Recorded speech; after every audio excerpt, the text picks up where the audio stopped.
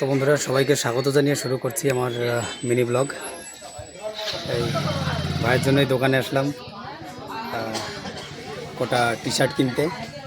দোকানে একটা দিদিভাই বসে আছে, তো ওখানে উনি আবার আমাদের সঙ্গে মানে ঠিকঠাক কথা বলতে পারছে না। তো যে দাদাভাইরা ছিল তারা উপরে আছে, এবার ততক্ষণ আমরা অপেক্ষা করছি। ভাবলাম যে ছোট একটা ব্লগ হয়ে যাক। দেখো কত সুন্দর বাজার,